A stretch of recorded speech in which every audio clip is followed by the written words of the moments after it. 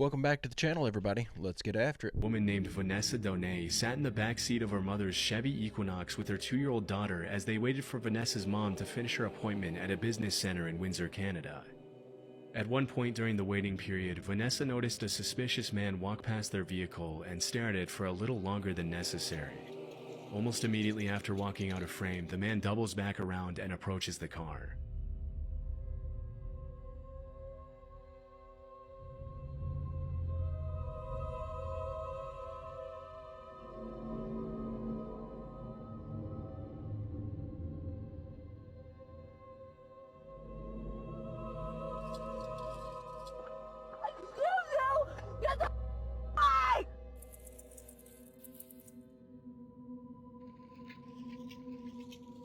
With an alarmingly casual demeanor, he then enters the Chevy through the unlocked passenger door where he finds Vanessa and her daughter sitting in the back seat. Understandably terrified, Vanessa can be heard screaming at the man. Although the rest of the incident wasn't caught on camera, Vanessa reported that as soon as the man saw her, he gave her a disturbing smile, shut the door, and took off in his black pickup truck. After she reported the incident to the cops and posted the video on Facebook, some viewers theorized that the man had maybe just seen Vanessa's daughter, and thinking she was alone, he thought he could steal her. However, others thought he didn't see anybody and was just trying to steal the car. Just 3 days later, officers with the Windsor Police Property Crimes Unit saw the man drive a vehicle into a parking lot near the area of the incident. According to the police report, as soon as the man got out of the car and went into an apartment building, the cops followed and arrested him without incident. The man was immediately identified as 38-year-old Corey Oikel, and as it was later revealed, the vehicle he was found with was stolen, supporting the idea that he was only trying to steal Vanessa's car and not her daughter.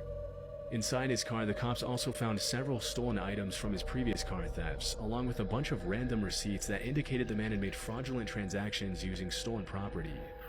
As per the court documents that were released a couple of months later, the incident with Vanessa wasn't exactly Corey's first rodeo. After the cops were able to connect him with several other similar incidents from earlier that year, Corey was charged with 4 counts of possession of stolen property, 3 counts of theft, 2 counts of assault, uttering threats, attempted theft of a motor vehicle, theft of mail, and fraud. Fortunately, Vanessa was smart enough to scare him away by screaming before he could do anything even more messed up than his previous crimes.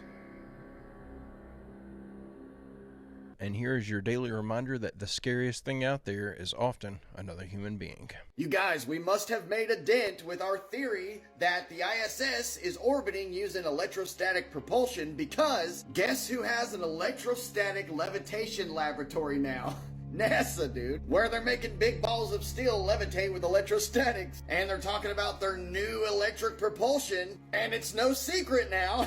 All of a sudden, NASA's all out in the open with it. I mean, anyone can be honest enough to say that this does not look 250 miles away. And if we look at magnetic field lines from the top through the magnetic field lines on the ferrocell, then we see that we create the exact same pattern that we would see whenever we take a look at the ISS orbital motion over the flat Earth model. We made gigantic headway with this patent showing that triangular spacecraft that uses electrostatics to defy gravity. And that's why it's such a big problem for the theory of relativity. Electrogravitics follow the magnetic field lines, which look exactly like this, and they don't follow the silly curvature of space-time. Come on. So do you think NASA being open and honest now about electric propulsion is their way of being like, oh yeah, we've been doing it all along? Or have we put the pressure on them and now they're like, okay, time to do some damage control? Guys, I can't talk today. I've tried to start this clip 7 or 8 times. All right, let's try it again. What I found interesting about this clip is that they're talking about this electromagnetic propulsion. The fact that they're putting funds into figuring out this technology I find fascinating, because I'm completely convinced that, and I've mentioned this several times on the channel before, but I'm completely convinced that we are in the beginning stages of rediscovering lost ancient technologies. And this one right here is right at the top of the list of things that I think that we used to have knowledge of, but have since lost. Finally, I got it out.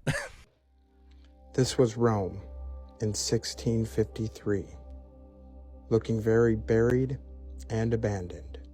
Perhaps this was right after a mud flood event. Just look at the streets and the mud flow on them, and the many buried structures. And then we'll fast forward a few hundred years later, into the late 1800s, early 1900s, when, like all places around this realm, they decided to start unburying from the last reset. Just look at all those hidden archways being revealed from those truckloads of dirt being removed. And always with the massive brick archways buried several meters underground. This is not the Rome you see in any history books, because some of the excuses they give for this level of dirt is almost as laughable as all the undergrounds in America, such as a civilization that was capable of building such grand works couldn't build garbage dumps, and they just threw their rubbish in the streets until apparently it buried them. And they call conspiracy theorists rubbish pushers. Just another reminder that history is nothing more than a set of lies agreed upon. Question everything, friends. Until next time. So those pictures, to me, absolutely depict some sort of a mud flood. It shows the mud right there, halfway coming up the bottoms of these buildings and stuff. I think this is the first, I would say, evidence that I've seen that shows not only were these buildings covered up, but they were aware of it. All the way back in the 1600s, they were aware that there were buildings that had been covered up by mud that they could dig out and rediscover. So I think this is more evidence of Tartaria and these lost great civilizations than the World's Fair, because I feel like the World's Fair is one of those things that people get hung up on, thinking that it means something that doesn't.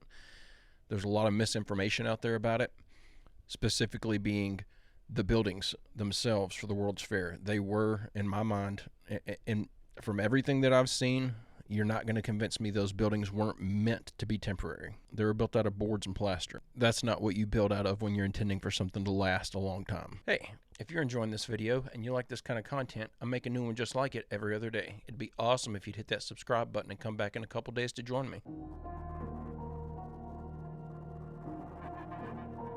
This may be the actual location of the Tower of Babel of Babylon. The original name of Egypt, that area, was not Cairo. It was Babylon. I found a map on the wall in Galileo Museum, and it's called the Fra Mauro map, and it shows the world in 1457. When you look at the area around Egypt, it doesn't mention the name Nile River on the Nile River. The name it gives to the Nile River is Gihon, because in the Bible, the place of the Garden of Eden is where the four rivers meet. The four rivers were purportedly the Tigris, Euphrates, the Pishon, and the Gihon rivers. The scholar Josephus said that the Gihon River was the Nile. Nimrod is famous in the Bible for building the Tower of Babel.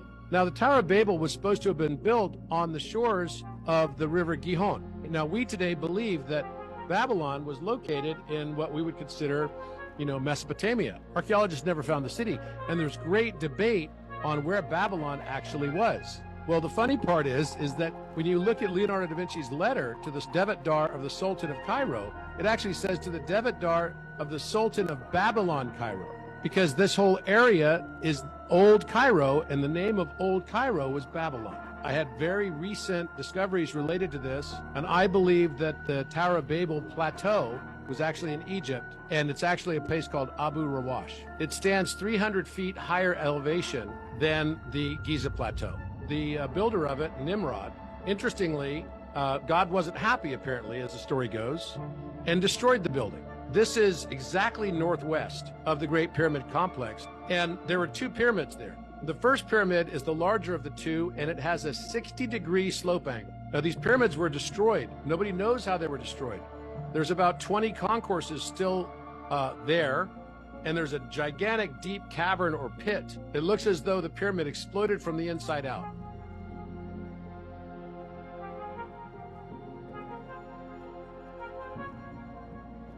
So this is all brand new information to me. Aside from the possible location of the Garden of Eden, I have heard that described and have heard it proposed that was in Egypt, where the Euphrates forks. So I've heard that part of this, but I've never heard the idea that the Tower of Babel was there where these exploded remains are. What do you guys think? You think that he's figured out the location of the Tower of Babel, or do you think that it would have been so destroyed that there wouldn't be any remnants left? Because this is pretty convincing. You guys know the guy that killed Tupac, how that was just discovered? Same as like Keith D. He just came out in court and said that he was paid $1 million in 1996. Guess who paid? Bill Gates! No, P. Diddy. P. Diddy. What? Yeah. He's been rumored this whole time, dude. So now there's going to be an investigation, full-on investigation, because Keith D said that P. Diddy paid him $1 million in 1996 to kill Tupac. Could you imagine if that comes out true? Oh my gosh. Need him more close. That was one of those things where it's like you never thought was going to get saved. It's kind of like a John Benet Ramsey thing. Yes. It's like this is no one's ever going to know. So when I saw that, I was like, how could they be sure? But this dude apparently had like newspaper clippings of of the crime and everything. I'm like, and that isn't obviously there's a lot more to it, but it's like that's creepy alone. Yeah. Was there strife? Yeah. There's a ton. Yeah, East Coast, West Coast. Yeah. Rap gang? Yeah, not gangs, but it's just like East Coast, West Coast gang rap. related. Well, yeah, there was gangs involved, but I'm Yeah. not saying like they weren't like leading a gang. No. It's there was just a bunch of beef with all those people back then. Unbelievable. Yeah. Yeah. Well, Diddy can't catch a break, can he? Everything he's done bad is coming to light. Everything's coming back to bite him. I love it. I'm here for the ride. Before the military could get here, a civil engineer surveying for an irrigation project came upon the site by accident. His name was Grady Barnett, by all accounts a no-nonsense fellow. Barnett's close friend, Vern Maltese, remembers Barney telling him about finding the bodies and how he described them. He said, well, I'm going to tell you something that I'm not supposed to divulge. And he come across this object on the ground, which was the shape of a flying saucer that hadn't split open. So he jumped out of his pickup and went down there, and there was 4 beings laying on the ground. And they were in a sort of a silver-colored suit, and they were about 3 to 4 feet high. And the suits were rather tight-fitting, and they had covering, except there was no covering on the head or none on the hands. And the shape of the heads of the beings on the ground were hairless with a sort of a pear-shaped head. And the hands were exposed. And they had just barely arrived, and there was an archaeology team that had just come up there about the same, just a little bit after Barney. Then the military come in and surrounded the area, and they called all those people that were there from the archaeology team and Mr. Barnett, and they briefed them that this was not to be divulged to anybody, that they were not to say one word about it and forget they'd ever seen anything. Barnett said he was standing beside the bodies, close enough to touch them, when the group of archaeologists and students arrived. If the story is true, then here is an excellent group of qualified witnesses in possession of material evidence. In other words, here was proof. But what happened? In no time, the military took charge. They covered the bodies. They herded the archaeologists, the students, and the engineer off to one side and made them face in the opposite direction. This was a matter of national security. They were not to talk about it. If any of them did, the government would hear about it, and the government would know how to find them. Soldiers escorted them away from the site and into obscurity. Grady Barnett did tell his boss about the bodies, but the response was ridicule and a common barnyard expletive. After that, Barnett kept most of the details to himself, speaking only to family members and his close friend, Vern Maltese. Barnett died in 1969. I'll tell you what this makes me wonder about is what exactly can the government threaten you with? Let's say that you discovered these alien bodies. You're driving around one night and you come up on a crash site. You get out and there's a couple of alien bodies laying there, and you see it before the government gets there to contain the situation and cover everything up. Me personally, if I was to come across something like that, even knowing that it would probably ruin the rest of my life and I'd be looked at like some crazy person, I'd be out there telling everybody. I don't care what the government said. But this just makes me wonder, what exactly could they threaten people with outside of, flat out saying we'll kill you? What can they threaten people with that would make people not talk? I know that the government has their means of putting pressure on people. Still, there's only so much they can do. There's only so much they can threaten you with. I think that what it all boils down to is people were more trusting of the government back in the 50s and 60s and stuff, whenever a lot of these crashes happened. and they believed the government that this is a matter of national security, so we'll be quiet and keep our mouths shut, just like you ask. And I think that's why a lot of people cooperated. I think if this stuff was to happen today, you'd have people singing like birds. The body of a Neanderthal baby girl was discovered, a Neanderthal infant. She was so well preserved. Never have they seen this kind of preservation before. The DNA was so intact that scientists were able to extract that DNA, build the genome, and compare Neanderthal, her body, her genome, her DNA to ours today. What I was taught when I was in school, what you were taught, is that Neanderthal is our ancestor, that we descended from Neanderthals. Quote, the results suggest that modern human was not, in fact, descended from Neanderthal, end of quote. Neanderthal is not we didn't descend from them. It's not our ancestors. As a matter of fact, what they're showing is not only did we not come from them, but we shared the earth with them. We walked the earth with Neanderthal. We, as modern humans, we walked the earth with them. They said we probably had Neanderthal boyfriends and girlfriends. You know, you laugh when you hear that, but I have to tell you, I shared that at a live audience. So I'm convinced that we did live at the same time as Neanderthals. I do believe that. I don't think that we are evolved from them. For one thing, I think evolution is bunk. I think it's bogus. I wouldn't say it's been disproven, but it's a theory for a reason. There's never been any concrete evidence to prove that evolution is anything more than just a theory.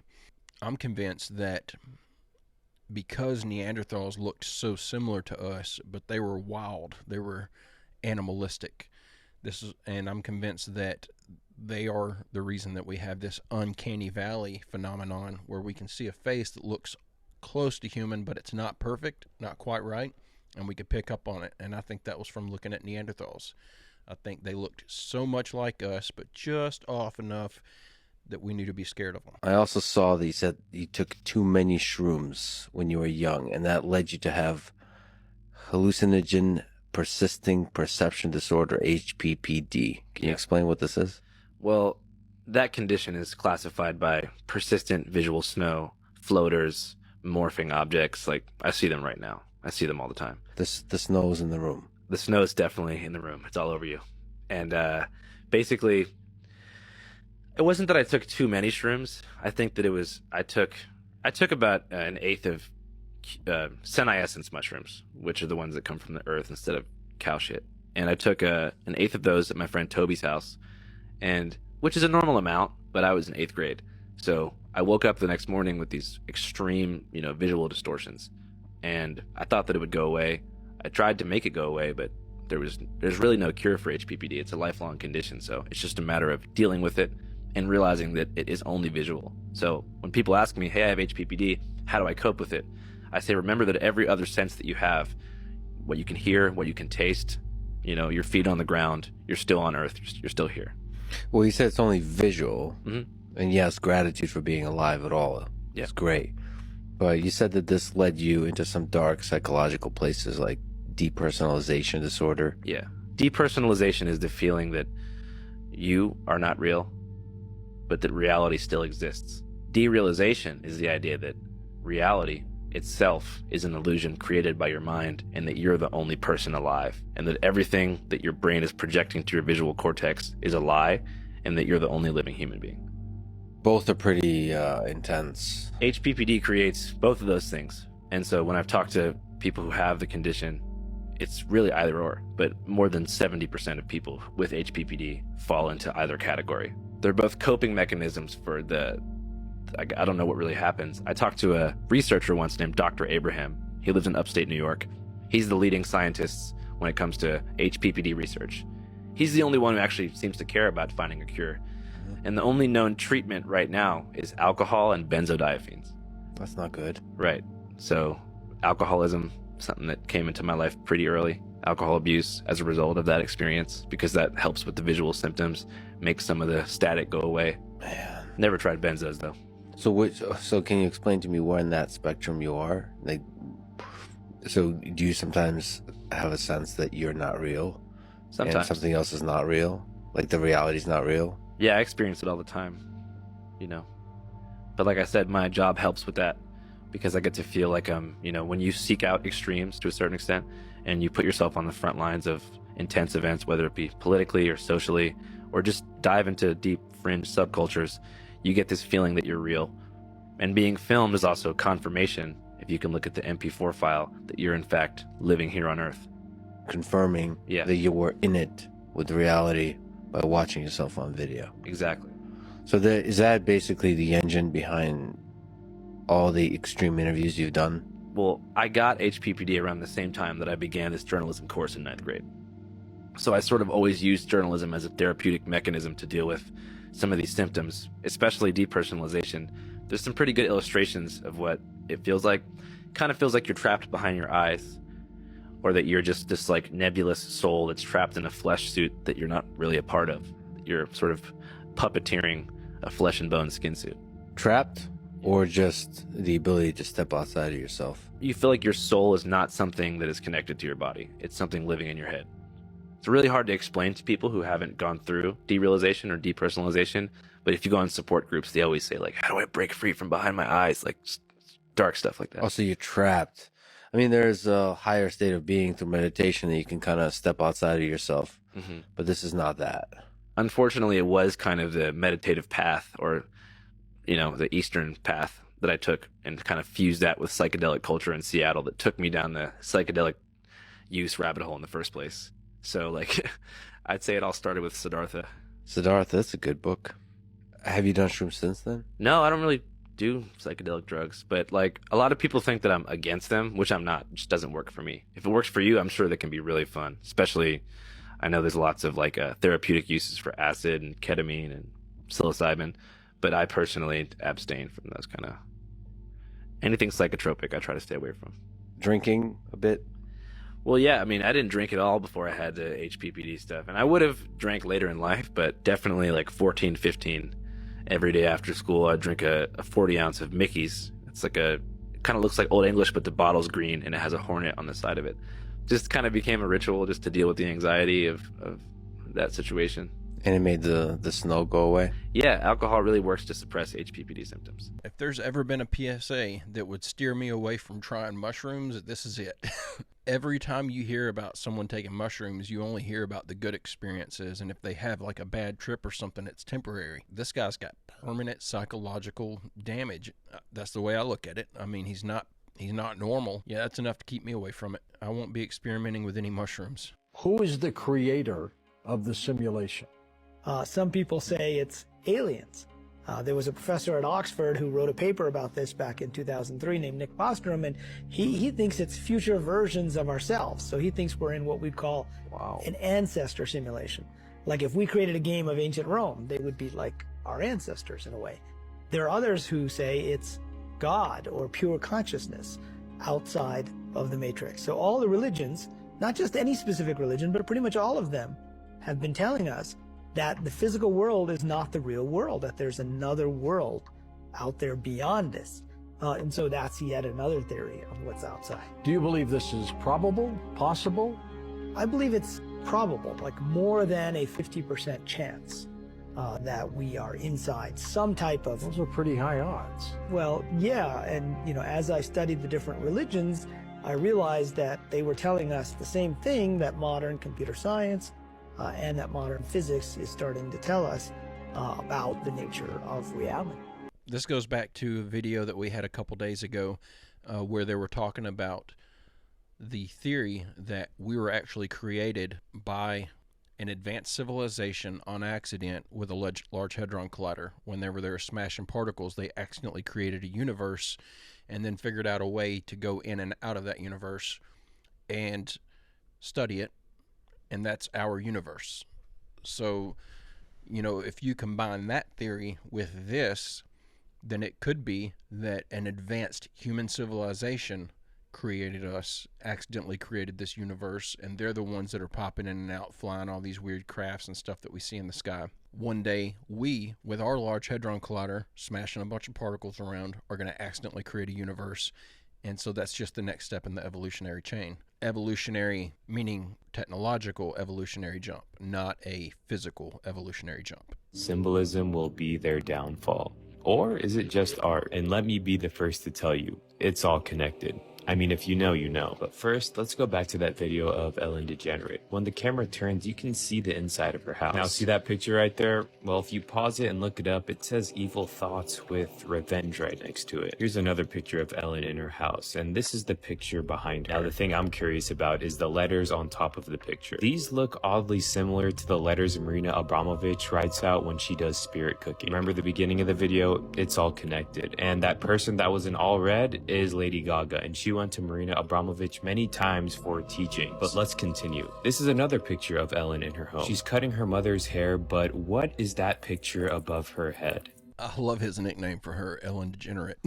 It's certainly fitting. You know, with all the stuff coming out about P. Diddy and all this witchcraft stuff that's going on stage with Taylor Swift and Lana Del Rey and all these others, I feel like it's time that we stop idolizing these people and putting them on a pedestal and start looking down on them instead of looking up. I don't think it's just us that are constantly in search for the truth that are waking up to this stuff. I think the population as a whole is starting to wake up and realize these are really, really stupid and evil people that we're all looking up to. I think the days of celebrity stardom and celebrity status, I think those days are coming to an end. And personally, I look forward to it. But guys, I'm going to go ahead and end the video right there. I hope you enjoyed these clips we watched together today. I'll be back in 2 days with another video. I hope you come back to join me.